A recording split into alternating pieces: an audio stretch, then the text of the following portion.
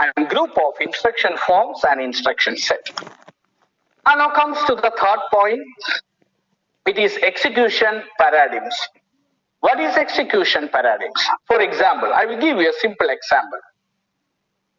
I am going to use a sequential operation. And as we all know what is sequential operation, there are 5 steps. Step number 2 can be performed only after the completion of step number 1. Step number 3 can start only after the completion of step number 2. That means we are doing something in a sequential manner. The other part, the opposite operation of this is parallel. Nowadays all are talking about parallelism, where people are thinking about how to make parallel activities in a computer. Parallelism means what? Or parallel operation means what? There is no need to wait for step number 1 to complete for step number 2 to start. Hope it is clear. So sequential operation is there, at the same time parallel operation is also there. Sequential is an example of an execution paradigm. At the same time, parallel operation is another example of execution paradigm. Right? Technically, there are 3 simple examples. You might heard about the term RISC, R-I-S-C. It is Reduced Instruction Set Computer. CISC, it is CISC, that means Complex Instruction Set Computer. And you might heard about Very Large Instruction Word, VLIW. Right? All these are different paradigms. So when it comes to execution paradigms, you need to understand one point. What it is? Execution paradigm is an arrangement.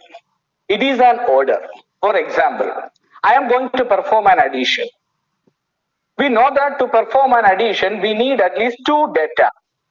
So get the first data, step number 1. Get the second data, step number 2. Perform addition between these 2, step number 3. Get the result, step number 4. Store this result in somewhere else, step number 5. So this is an order. This is an arrangement. This order or arrangement will help us to complete the execution, to complete the operation. That is the meaning of execution paradigm. I repeat, step number 1 is to identify the services which we expect from that particular microprocessor, and step number 2 is to design certain instructions which help us to communicate to the microprocessor, which help us to avail the services of the microprocessor, etc. And step number 3 is to define an execution paradigm. And the step number 4, which is very simple, I know the paradigms. I know which all are the instructions that I am planning to use. I know which all are the services we have planned. Based on this, the last step is to design and implement a circuit which is capable to execute my idea. Clear? And the last point I have highlighted in red color. That means the last point is completely different from first 3 points. The first 3 points forms the fundamentals of the first part of our title, that is architecture. And the last point, which is logic circuit design to implement the paradigm. That means the hardware part, which is capable to implement what I visualized in step number 1, 2, and 3. And that part is called microarchitecture. Right? So I hope you got the difference between what an architecture is and a microarchitecture is. Right? So let us go to next slide. Here you can see a simple diagram, and it would be fine if you read it from the bottom side. Fine. So on the bottom side, you can see the last block, which is physics. Okay. So we all have studied about so many physics theories. And in that physics, we studied about the behavior of an electron, which is a fundamental of electronics. By using that behavior, people could create small devices, small components like transistors. That is called an abstraction. By using a theory, we could design something, we could implement something. That is a level of abstraction. And you might heard about LCA, it is lumped circuit abstraction. So the abstraction which we did in the first level, that is physics. And the result of that abstraction is components like transistor, resistor, inductor. All this is called lumped circuit elements, lumped circuit abstraction. By using these devices or components, people could form a circuit which is called an analog circuit. And by using this abstraction over this analog circuit, people could get digital circuits. And I just wanted to emphasize one point here.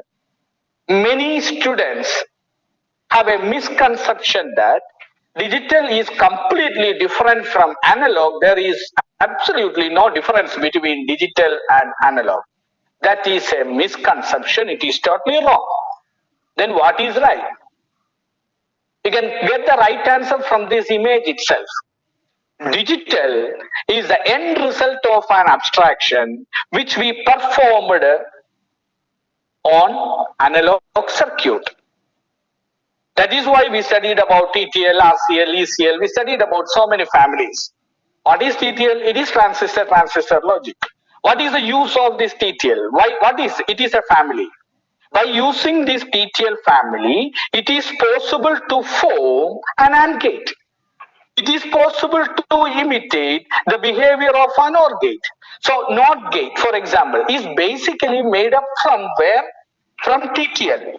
A TTL that comes from analog, that comes from devices, that comes from physics. And by using these digital components, we can have a digital circuit. For example, we studied about different type of combinational circuit, we studied about sequential circuit, we studied about flip-flop, many things. All these circuits are possible only by using the fundamentals or fundamental elements in digital circuit. The next level of abstraction is very, very important. Next two levels are very, very important because abstraction on the digital layer, digital circuit layer, will give us microarchitecture. That is one part which we mentioned in our title. And the abstraction over that microarchitecture gives us the next level of abstraction, that is architecture. Fine? So what we are going to discuss is, we are going to discuss about this architecture and microarchitecture. And an electronic student is supposed to be very good right from level 1 to level 7. That is up to architecture. You should be very good at physics. You should be very good at your electronics, your digital electronics, microarchitecture and architecture. But a computer science student is supposed to be very good at the top two levels, which are the operating system and application software. Have enough knowledge in the top two levels, that will be added as an extra token for. Right? So what I am trying to convey from this slide is, we will be discussing about microarchitecture and architecture. These two are just the abstraction over the logic circuits. I have certain paradigms. I have designed certain paradigms. I could note down my requirements. How can I implement it? Just by using the digital circuits. That is what a microarchitecture is. Hope it is clear. We'll go to the next slide. Yeah. This slide is all about instruction.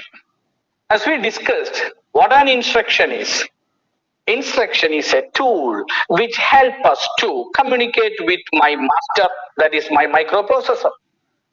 My processor is capable to do certain things. It is capable to offer certain services.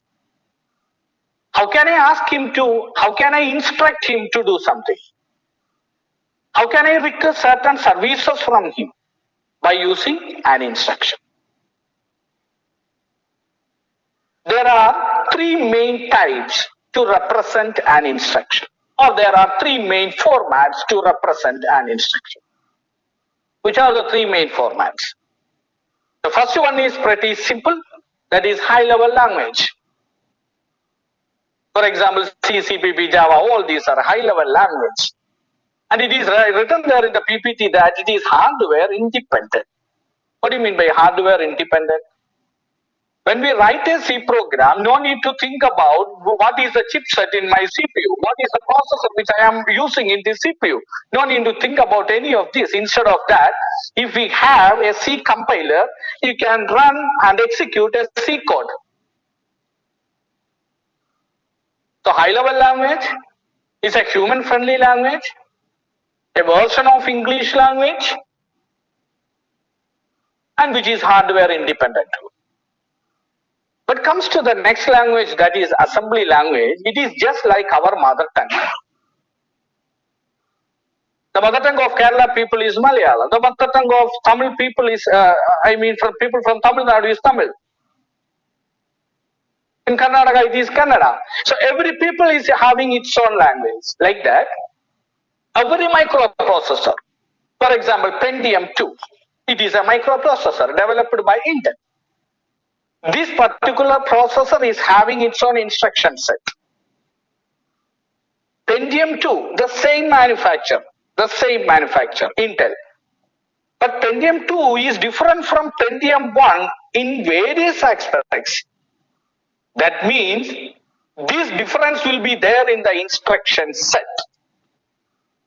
Instruction set is just like the language.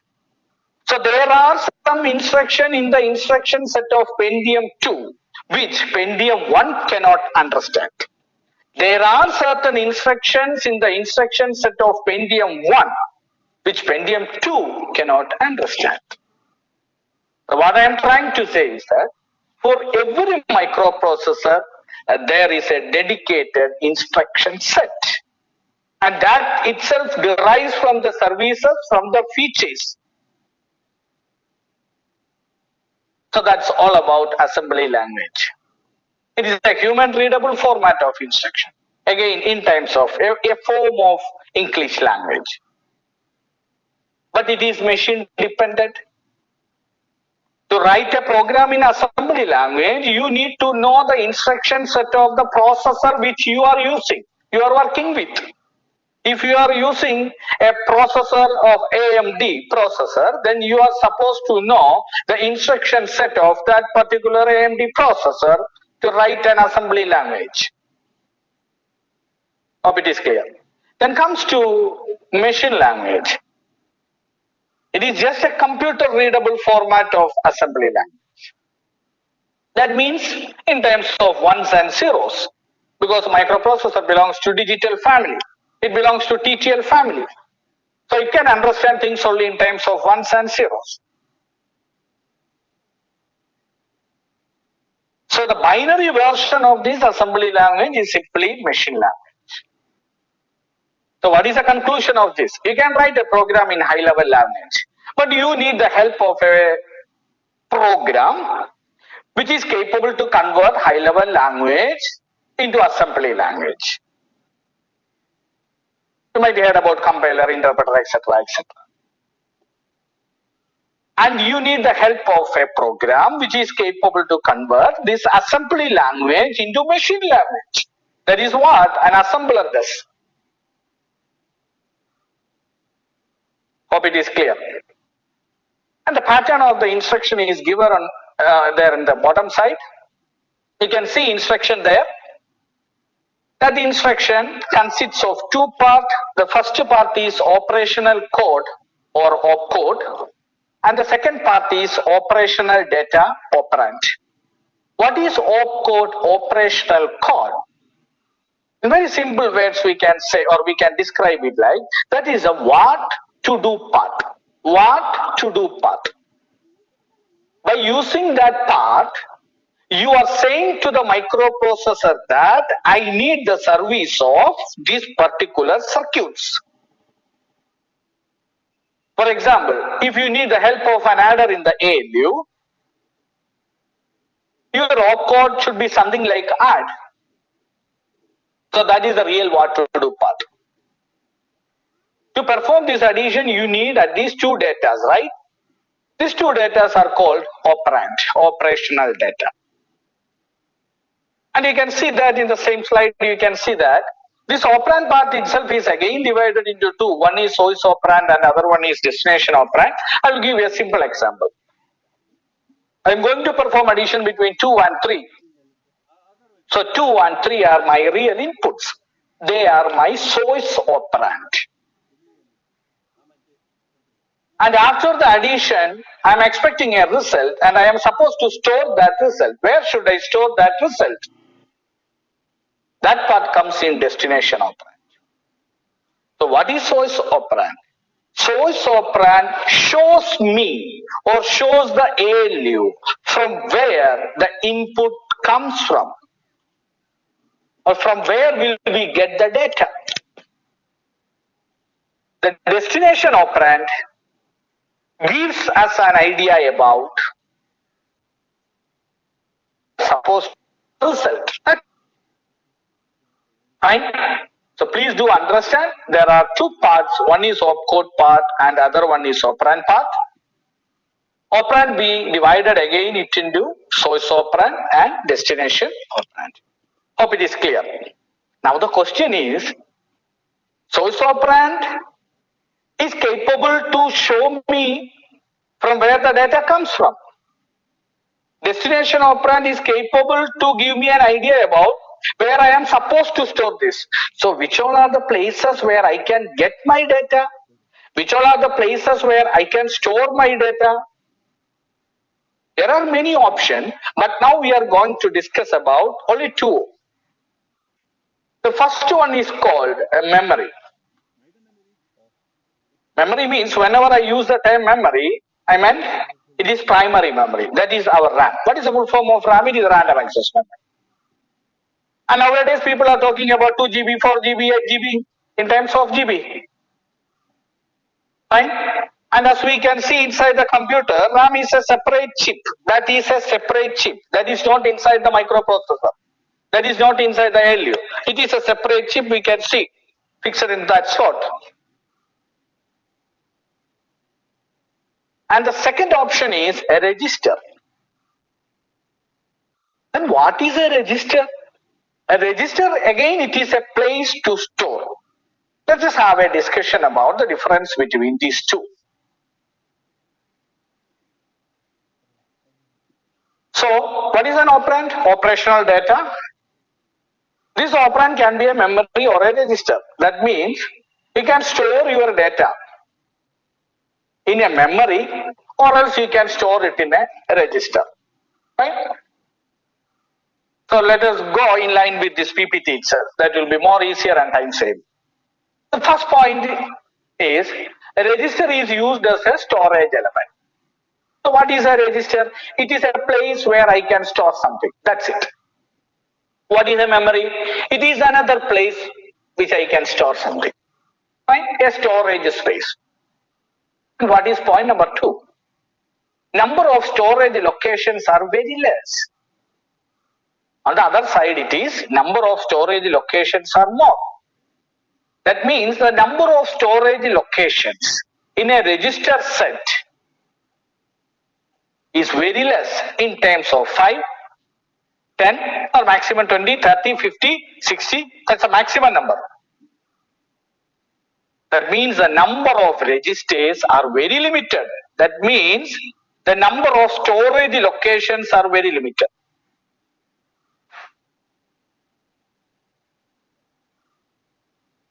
Or for an example, you just consider a building. Right? Building means a building consists of many rooms. So how many rooms are there? That is the number of rooms.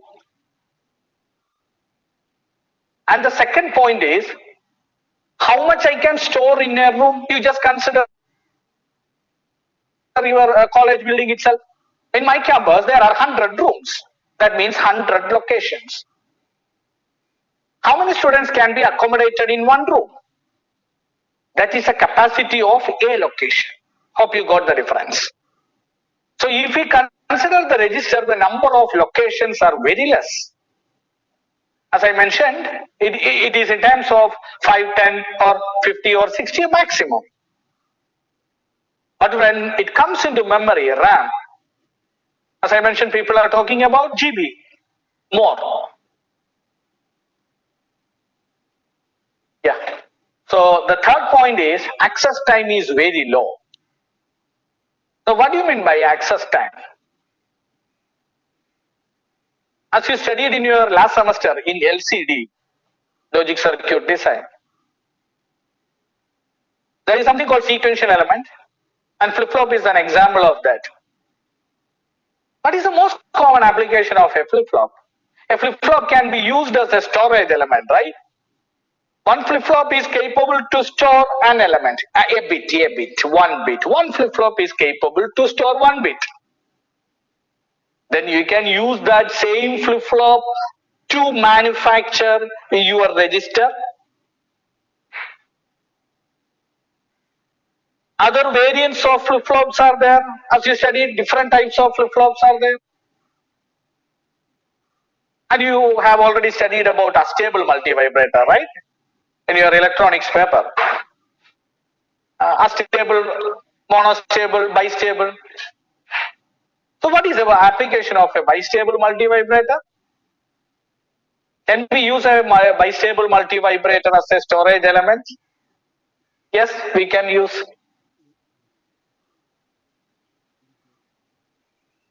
Hope you know the basic concept of bistable multivibrator. So what I am trying to say is that there are different circuits which is capable to store an element. The question is all about which circuit are you using to store one element.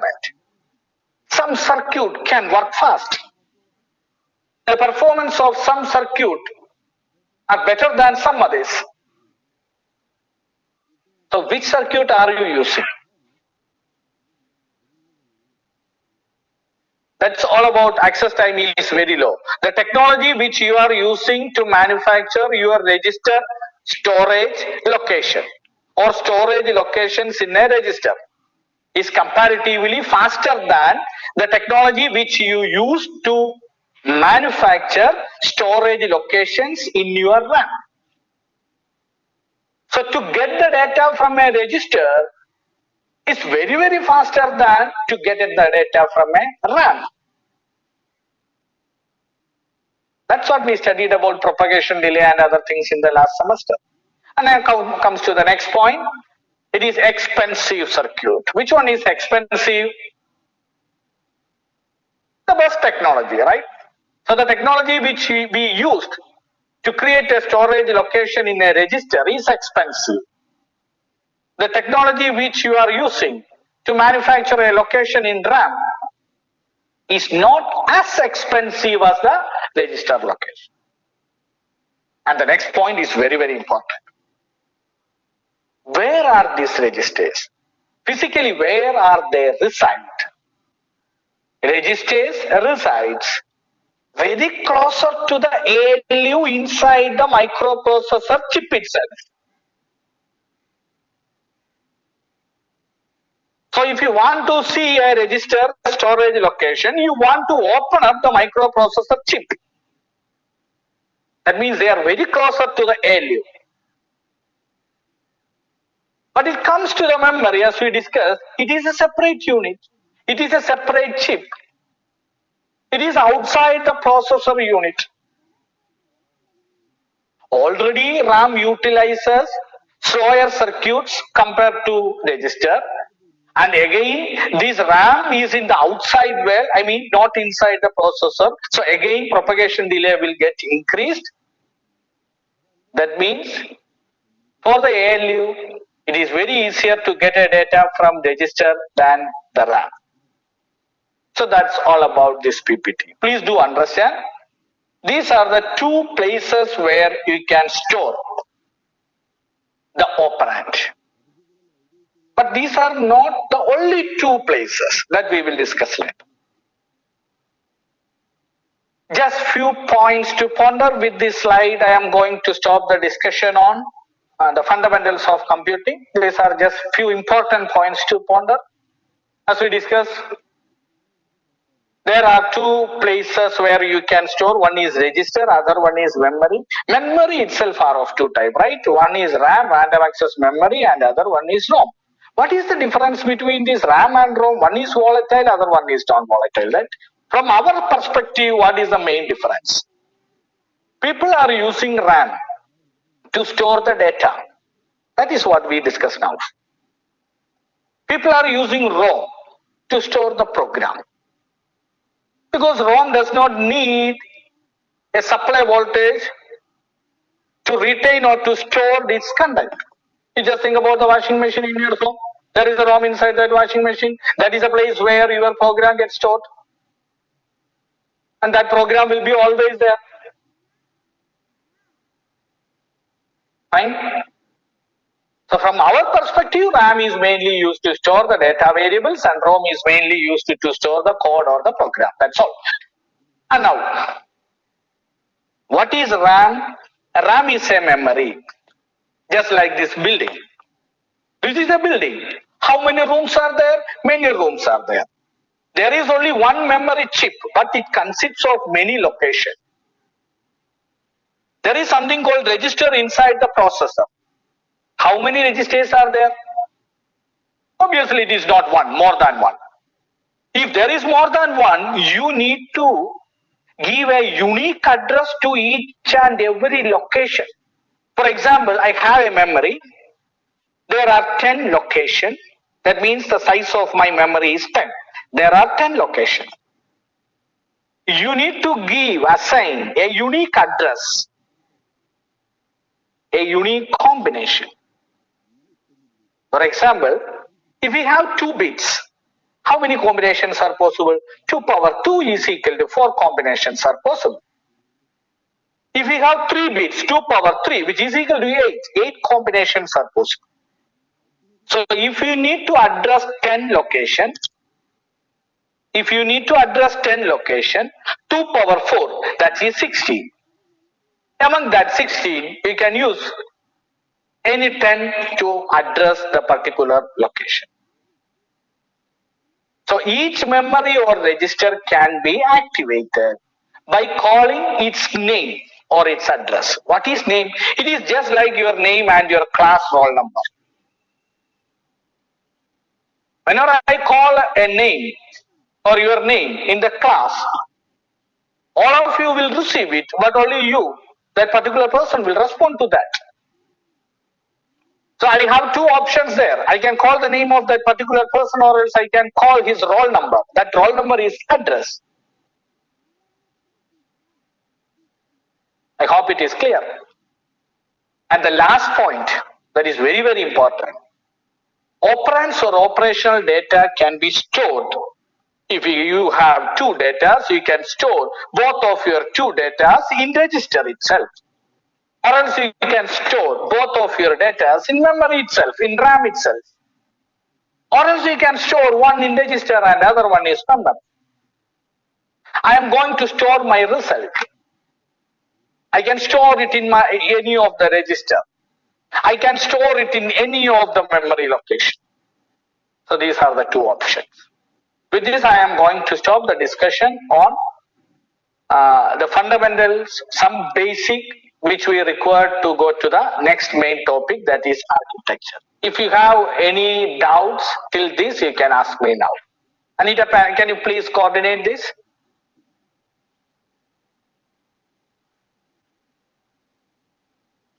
Attendees, you can ask the questions right now.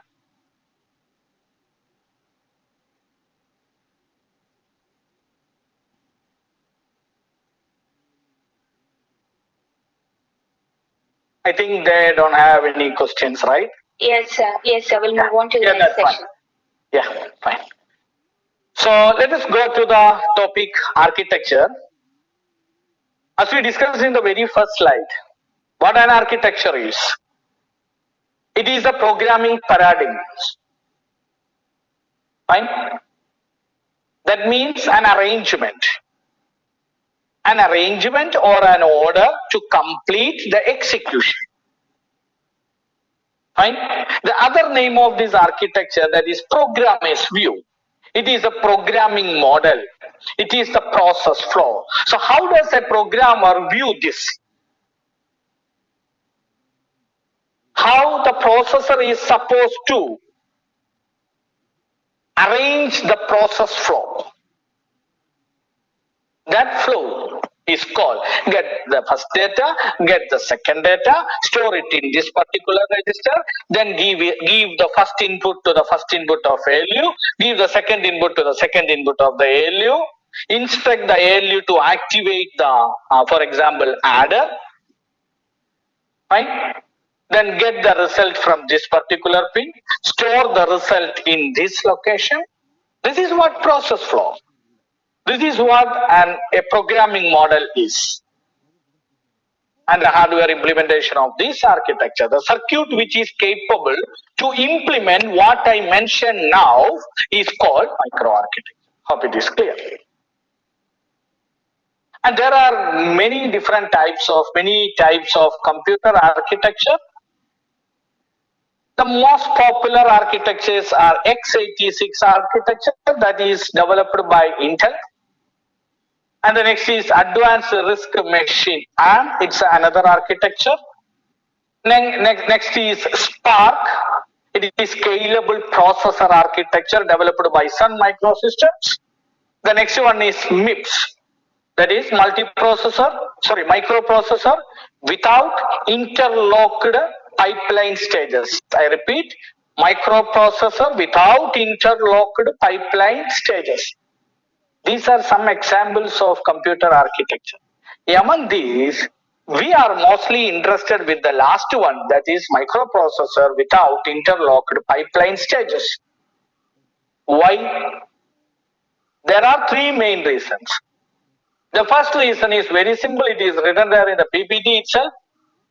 Many big shots, many big companies use this particular architecture, which includes Cisco, Nintendo, Silicon Graphics, etc.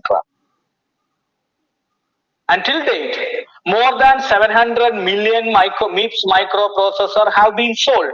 That means this much number, millions of MIPS microarchitecture based microprocessors are available in the market.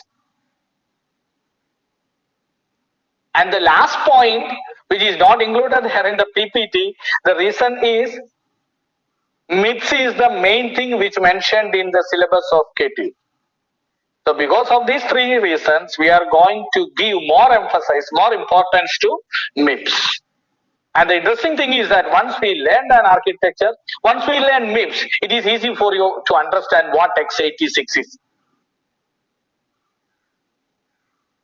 So what is all about MIPS architecture? Fine. The timer ticks more faster than I expect. So I am also supposed to be a bit more faster.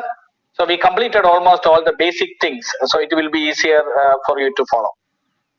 So what is MIPS architecture? MIPS architecture is a 32-bit architecture. That means everything should be mentioned or must be mentioned only in terms of 32 bits. As we discussed, instruction set is there. Instruction is a tool. There is an instruction. That instruction can be mentioned only in the form of 32-bit format. There is an address, memory address. That memory address is supposed to be in the form of 32 bits. I have a data with me. That data must be in terms of 32 bits. I am going to perform an addition between 1 and 2. I just require 2 bits to represent 1 and 2. Even though I require only 2 or less than 32, I must go with 32 bits. If your input is less than 32 bit, you are supposed to make it in the form of 32 bit. That means everything must be in terms of 32 bit. And in MIPS architecture also there is something called register. What is a register? It is a place where we can store something. The title itself says that MIPS register set. It is register set. That means it consists of more than one register. That means you need an address. You need a name to activate it or to invoke it. If you want to store something in a particular register, you need to activate it. How can you activate it? By calling his name or by calling his address. The name and address are given this in the table itself. This is MIPS architecture. We are discussing about MIPS architecture, right? So how many registers are there? 32 registers are there. 32 number of registers are there. That means 32 locations are there. What is the capacity of a location? A location consists of 32 bits. So we have 32 number of register. Each register is capable to store 32 bits. That's it. What is the name of first register? It is 0. What is it is written there in the first column. Yeah. What is the name of the first register? It is 0. What is the name of the second register? It is 80. What is the name of third register? It is V0, V1. Next register is A0. Next register is A1. You can see something in terms of T0, T1 up to T7. You can see something in terms of A0, S1 up to S7. And interestingly, you can see that it is a standard practice to put a dollar symbol just before you mention the name of a register. So when you mention the name of a register, you cannot say simply 0. It must be $0. So 32 registers are there. As per our syllabus, we are mostly interested with 3 type of register. One is the very first register, register 0. The other one is $S. You can see $S0 to $S7, saved register. The other one is temporary register. You can see $T0 to $T9 or T7. They are temporary register. So we are mostly interested with 3 type of register among these many. One is the $0 register. Other one is the saved register. There are 8 saved register $0 to $7, and there are 8 temporary registers to their $T0 to $T7. And on the right hand side of this name, you can see the address too. What is the address of the register having name $0? It is 0. What is the address of the register $S0? It is 16. You can see it in that slide. What is the address of the register $S1? It is 17. What is the address of $T0? It is, where is $T0? Yeah, it is 8. What is the address of $T1? It is 9. So you can call him hello 9, or you can call him $T0 or $T1. Both you can use. Hope it is clear. So how many registers are there? 32 registers. And what is the capacity of each register? 32 bits. This slide, which I have already explained. Next, we'll have a discussion about the type of instruction. Type of instruction. If you know the services, instruction and paradigms, execution paradigms, that is what an architecture is. By combining these 3, you can form an architecture. So services is always based on the requirement. Based on that, we can form instruction. So what we are going to discuss now is different types of MIPS instruction. There are 3 different types of MIPS instructions. Which are they?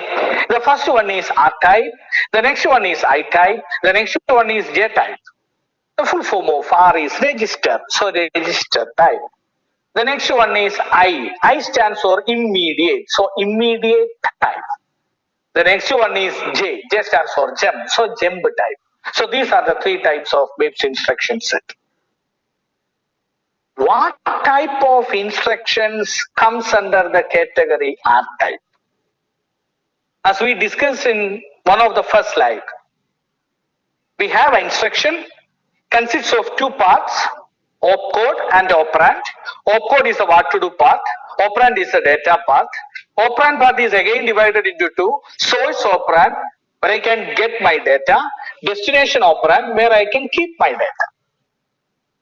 If you can get both of your data from a register, and if you are going to store the result also in a register, that means if all the three entities involved in this particular operation are registers. I repeat, if you are going to take both of your data from registers and you are going to store the result also in a register among these 32 registers.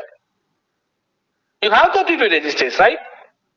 You are going to get both the data from any of these.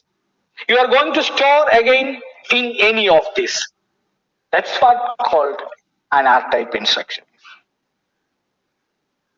So normally, please do understand, if both the source operand and the destination operand are registered, that particular instruction comes under the category R-type. And the next one is I-type. We already had a discussion on which are the two places where we can store our data. One is memory, RAM, and other one is register. There is one more memory which is called ROM. What is ROM? Read-only memory. As we discussed, what is the use of ROM? ROM is used to store, as I mentioned, ROM is used to store only the program, mainly used to store only the program, the code. You assume that you have an instruction. That instruction is add. So along with add is the opcode, right? Along with that opcode, I am supposed to add operand. I have kept one in register and I mentioned the name of that register. The second one, I kept it in the instruction itself.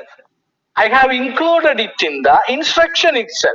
For example, add $S0, comma 0 or comma 2. I repeat, add $S0, comma 2. That means my first data is there in $S0. Go and get it.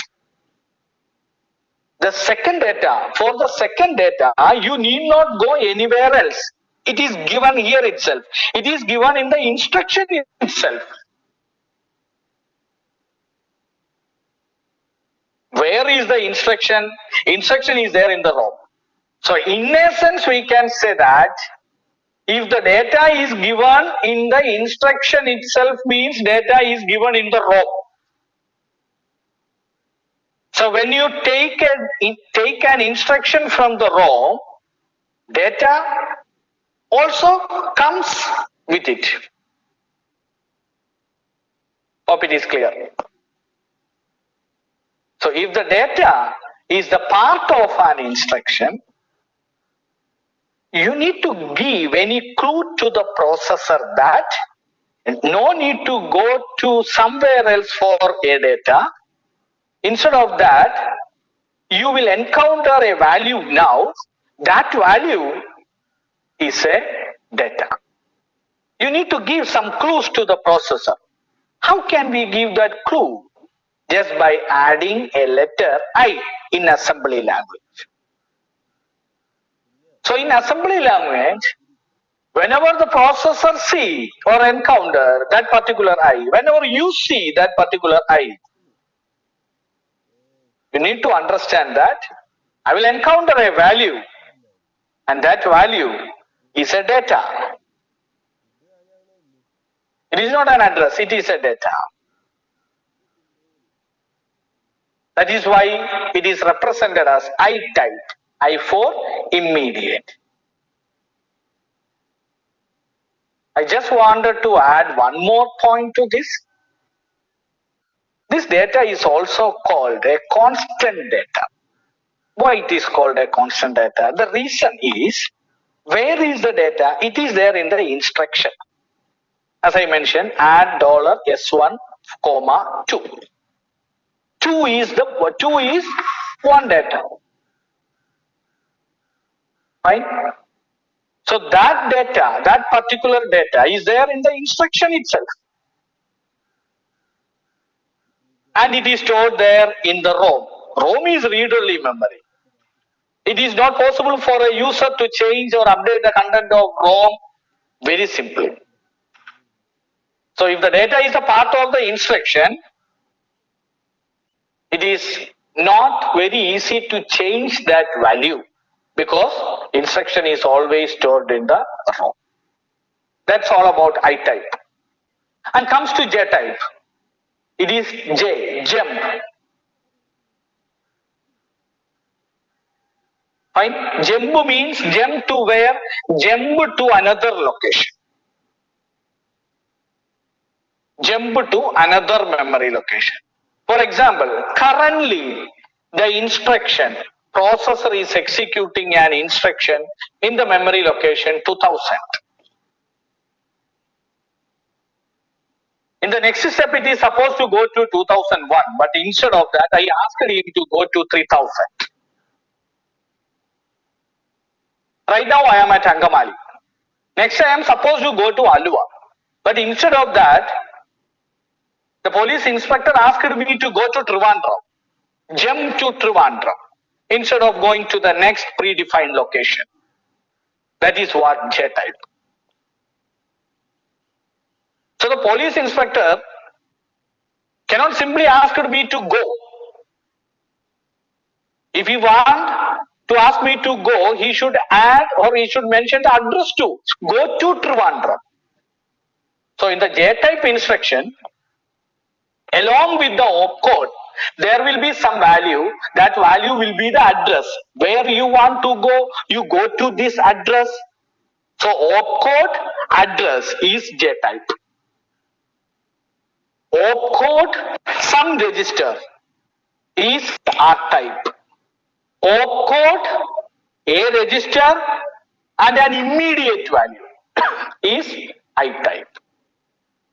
Let us make, I think it is okay to take 5 more minutes time.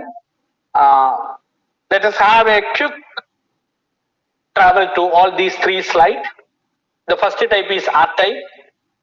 You can see a field pattern there. On the bottom side, you can see the field pattern. Totally, there are 32 bits.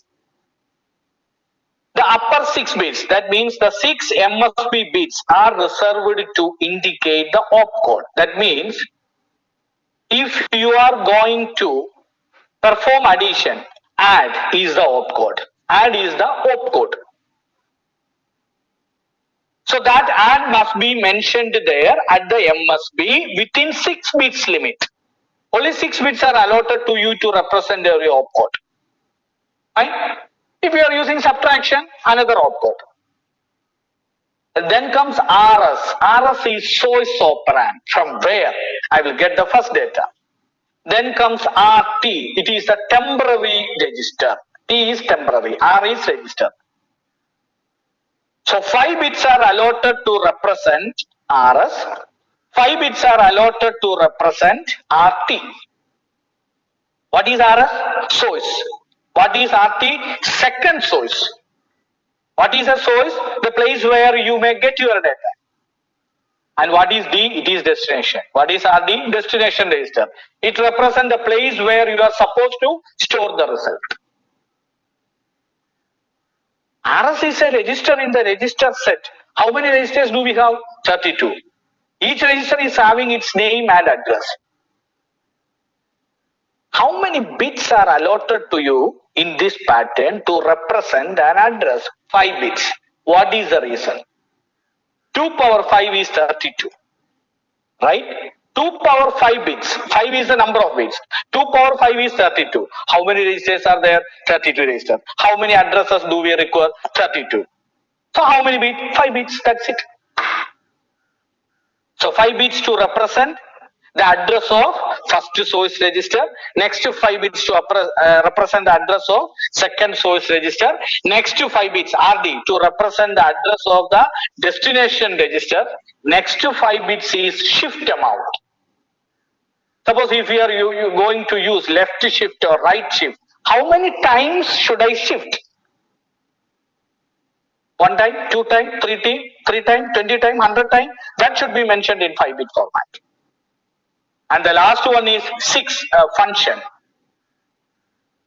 Function is again 6 bits. What is the use of function? Hello, please do understand that. In R-type, the upper 6 bits are always 0. Upper 6 bits are always 0. So if the upper 6 bits are 0, what do you interpret from that? It is R-type. If it is R-type, that may be an addition, that may be a subtraction. I'm not very clear about the opcode. The what to do part I am not very clear. It is mentioned there in function. So please do understand, the lower 6 bits are used to represent the real opcode. Upper 6 bits are used to represent R-type. It is always 0 for R-type. By combining upper 6 bits and lower 6 bits, you can say this is the particular opcode. Hope it is clear. And the next one is I-type. Again, the upper 6 bits are dedicated for opcode. The next 5 bits for one source operand. Next 5 bit RT is not a source operand here. In I-type, it can be considered as a destination operand. The next 16 bits for immediate address. Immediate address. That means the direct address. Sorry, not address, the direct value, the direct data. I think the time allotted to me is over. A few more slides are remaining. What should I do, Anita? So we have 2 questions. Can you please answer now? Okay. Yeah, the sure. first question is C, Python, etc. high-level code or assembly language? C, Python, all these are examples of high-level languages, and we need a compiler or an interpreter to convert this high-level language into an assembly language, and an assembler, which is another program, is capable to convert this assembly language into machine language. Okay, thank you, sir. And there is another question. Please explain the importance of the dollar symbol. Dollar symbol means, that question is so very sensible. So whenever we represent a number for the processor, it can be considered as a data or it can be considered as an address. So it can be considered from the side of the processor, from the perspective of the processor, a value, a number can be considered as a data or as an address. So if you are mentioning a number, if you are mentioning something, and if it is a name, you must put dollar symbol. So whenever the processor encounter this dollar symbol or the corresponding bit pattern, it is an indication that this is the name. This is not an address. This is the name. Likewise, whenever we put I, simple I, in assembly language, it is an indication that the bit pattern which you will encounter now will be an immediate value. That means the data itself. If you simply mention something like some bit pattern, system will consider it as an address. That is what, these are the rules in MIPS architecture. Hope I answered that question. Okay, sir. Thank you so much. And with that question, we come to the end of the session. Thank you so much for spending your valuable time with us, and we look forward to having more online sessions from you. Thank you so much. And I would like to thank all the participants on behalf of ASAP. If you want to attend more online sessions, you may please check our website, skillparkkerala.in/online classes. Have a good day and stay safe. Thank you. Yeah, thank you so much. Well, we can